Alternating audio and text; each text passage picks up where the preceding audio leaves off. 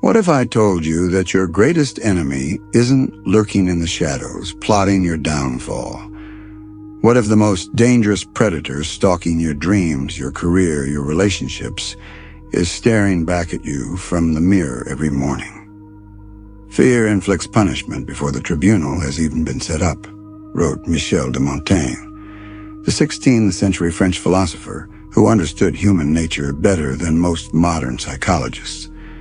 He witnessed firsthand how terror could turn rational men into their own executioners, how anticipation of doom often proved more destructive than doom itself. 24 centuries ago, Seneca observed something chilling in the marble halls of Roman power. Fear itself does much damage, and many have met their fate by dreading it. The Stoic philosopher wasn't merely philosophizing. He was documenting a psychological phenomenon that would later be validated by neuroscience and behavioral psychology. Seneca moved through circles where paranoia was both survival tool and death sentence. He watched emperors destroy themselves through the very suspicions meant to protect them. He saw how Nero, his own student, whom he desperately tried to teach restraint, became a monster precisely because he feared being seen as weak. The young emperor's terror of betrayal led him to murder his mother, his wife, and eventually turn against his mentor, creating the very enemies he feared. But this isn't just ancient history. This is the blueprint of human self-destruction that plays out in boardrooms, bedrooms, and battlefields today. Modern psychology has a term for what Seneca observed: the self-fulfilling prophecy. When we fear something intensely, our behavior unconsciously shifts to make that fear more likely to manifest. The executive who fears being fired becomes so anxious and defensive that his performance suffers, leading to the very termination he dreaded. The person terrified of abandonment becomes so clingy and suspicious that they drive away the very people they're desperate to keep. Andy Grove, former CEO of Intel, famously declared, "Only the paranoid survive." Perhaps there's truth in that. Paranoia can drive innovation, vigilance, and strategic thinking. But Grove himself understood the dark side of this equation. Paranoids often destroy themselves more efficiently than their enemies ever could. Consider the psychological mechanics at play. When we're consumed by fear, our prefrontal cortex, the brain's rational command center, becomes hijacked by the amygdala, our primitive alarm system. We stop thinking clearly and start reacting emotionally. We see threats everywhere, interpret neutral events as hostile, and respond with fight or flight behaviors that often create the very conflicts we're trying to avoid. Look around you. In our hyper-connected world, this ancient pattern has evolved into something even more insidious. The entrepreneur who fears failure becomes so risk-averse that they never innovate, ensuring their company's irrelevance. The parent who fears their child's rebellion becomes so controlling that they guarantee teenage revolt. The leader who fears being disliked becomes so desperate for approval that they lose all respect. Social media has amplified this phenomenon exponentially. We fear being judged, so we curate perfect lives that feel hollow and fake. We fear missing out, so we chase every opportunity and master none. We fear irrelevance, so we create noise instead of value, becoming the very thing we despise. And the most tragic part, we often don't even realize we're doing it. We think we're being strategic, protective, proactive. But we're actually choreographing our own downfall with the precision of a master conductor leading an orchestra toward a crescendo of self-destruction. History isn't just a collection of dates and names. It's a forensic examination of human psychology played out on the grandest stage imaginable. And if you look closely enough, you'll see the same terrifying pattern repeating like a broken record across centuries. Those who fear losing power lose it faster than those who never had it to begin with. "The thing I feared most has happened to me," Job cried out in the Bible, capturing in one sentence what armies of psychologists would later spend decades trying to understand. But Job's lament wasn't unique. It was the universal human experience compressed into biblical poetry. Stalin's purges weren't just political strategy, they were the clinical manifestation of pathological fear. The Soviet dictator, terrified of betrayal, systematically eliminated anyone who might pose a threat. But here's the twisted irony. His paranoid purges created the very instability and resentment he feared. His own security apparatus, watching him destroy colleagues without reason, began plotting against him. The man who feared treachery the most created a system where treachery was the only logical response. Richard Nixon, arguably one of America's most psychologically complex presidents, offers another masterclass in fear-driven self-destruction. Obsessed with the idea that his political enemies were plotting against him, he authorized surveillance, break-ins, and cover-ups that would have made his paranoid fantasies look like children's games. The Watergate scandal wasn't just about political espionage. It was about a man so terrified of losing power that he guaranteed his own downfall. But these aren't just stories about dictators and presidents. They're mirrors reflecting our own daily psychological warfare. Recent neuroscientific research reveals something disturbing.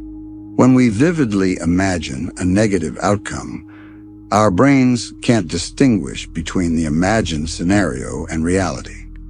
The neural pathways fire identically whether we're experiencing actual danger or just thinking about it. This means that chronic fear literally rewires our brain to expect and prepare for disaster. Dr. Daniel Kahneman's research on cognitive biases shows us how this plays out in decision-making.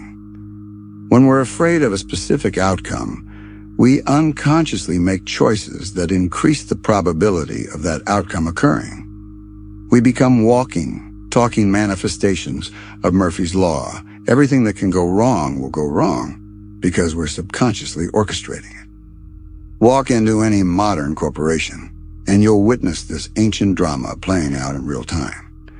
The manager who fears being seen as incompetent becomes so defensive and controlling that they stifle their team's creativity, leading to poor performance and eventual replacement. The CEO who fears market disruption becomes so focused on protecting existing revenue streams that they ignore innovation, ensuring their company's obsolescence. Consider the case of Blockbuster. Leadership was so afraid of cannibalizing their profitable DVD rental business that they rejected early opportunities to embrace streaming. Their fear of losing existing revenue guaranteed they would lose everything. Netflix didn't just disrupt Blockbuster. Blockbuster's fear-driven decisions handed Netflix the victory on a silver platter. Or look at the phenomenon of imposter syndrome, the fear of being exposed as a fraud. This fear causes high performers to overwork, second-guess themselves, and avoid taking risks. Ironically, and these behaviors often lead to the very performance issues they're trying to prevent. In personal relationships, fear creates a particularly vicious cycle. The person who fears abandonment becomes clingy and suspicious, driving away partners who might otherwise have stayed. The fear of rejection leads to emotional walls that prevent genuine connection, ensuring rejection becomes inevitable. Dating apps have turned this into a societal experiment. People are so afraid of being hurt that they keep multiple options open, never fully committing to anyone. This fear of missing out on someone better creates a culture where no one gets the deep connection they actually crave. We've built a system where fear of loneliness guarantees loneliness. On a macroeconomic level, fear-driven behavior creates the very economic disasters we're trying to avoid. When everyone fears a recession, they stop spending and investing, creating the economic contraction that causes the recession. The 2008 financial crisis wasn't just caused by bad mortgages. It was amplified by collective fear that turned a manageable problem into a global catastrophe.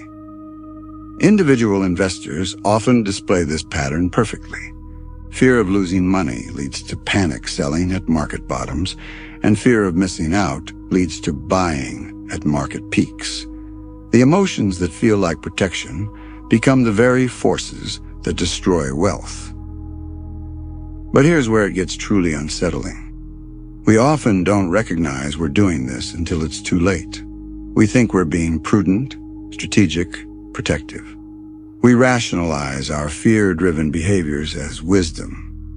The paranoid executive thinks they're being thorough. The controlling parent thinks they're being protective. The suspicious partner thinks they're being realistic. We become experts at disguising our fears as virtues, our paranoia as intelligence, our self-destructive behaviors as survival strategies. So here we stand at the crossroads of human consciousness, armed with the uncomfortable truth that we are often our own worst enemies. But this isn't where the story ends. It's where transformation begins. The very awareness that fear can manifest what we dread becomes the key to unlocking a different kind of power. Courage is not the absence of fear, but action in spite of it, wrote Mark Twain. But what if courage isn't just about acting despite fear? What if it's about fundamentally changing our relationship with fear itself? Seneca didn't just observe the destructive power of fear. He developed a practical philosophy for transcending it. The Stoics understood something profound. We cannot control external events, but we can control our responses to them. This isn't just philosophical poetry. It's a neurological reality. When we shift from fearing an outcome to preparing for it rationally, we engage different neural pathways. Instead of the amygdala's panic response, we activate the prefrontal cortex's problem-solving capabilities. The executive who fears being fired but channels that energy into skill development and performance improvement transforms fear into competitive advantage. Consider Marcus Aurelius, the philosopher-emperor who faced plagues, wars, and political chaos. His meditations reveal not a man without fear, but a man who transformed fear into wisdom. He didn't deny the possibility of loss.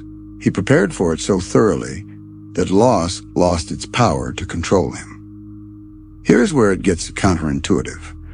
The fastest way to prevent something from happening is often to fully accept that it might happen. When we stop fighting the possibility of loss, we stop making the desperate decisions that create loss. The entrepreneur who accepts that their business might fail becomes free to take the calculated risks that lead to success. The person who accepts that relationships might end becomes capable of the vulnerability that creates lasting connection. The leader who accepts that they might be wrong becomes someone others actually want to follow. This isn't fatalism, it's freedom. When we're no longer enslaved by the need to prevent every possible negative outcome, we can focus on creating positive outcomes. Breaking the fear manifestation cycle requires what psychologists call metacognitive awareness, the ability to observe our own thoughts and reactions. When you feel that familiar grip of fear, instead of immediately reacting, pause and ask yourself, what is this fear trying to protect me from, and what actions might it be pushing me toward?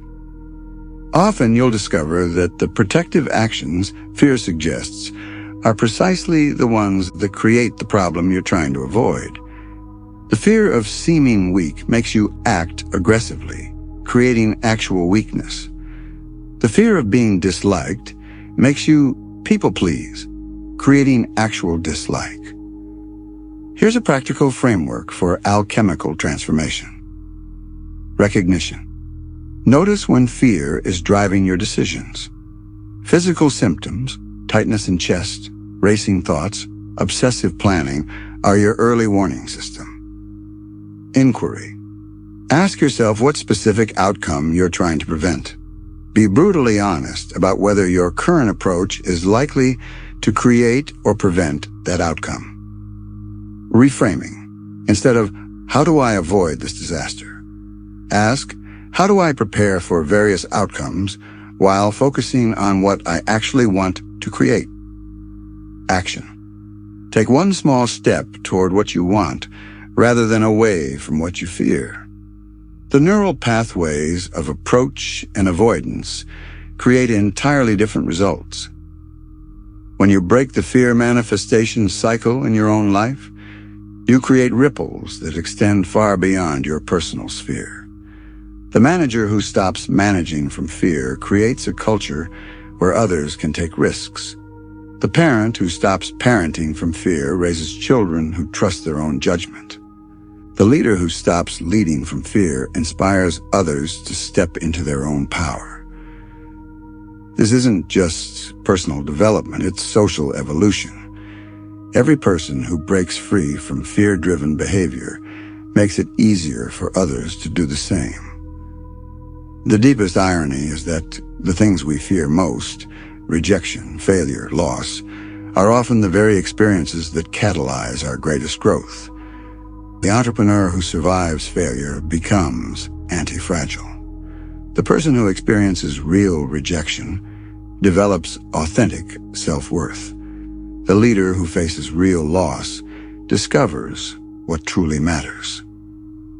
When we stop trying to avoid these experiences and start learning from them, we transform from victims of circumstance into architects of our own evolution. Fear will always be part of the human experience. The goal isn't to eliminate it, but to dance with it differently. Fear can be a compass pointing toward what matters most to us, a signal that we're moving toward something significant, a source of energy for transformation rather than destruction.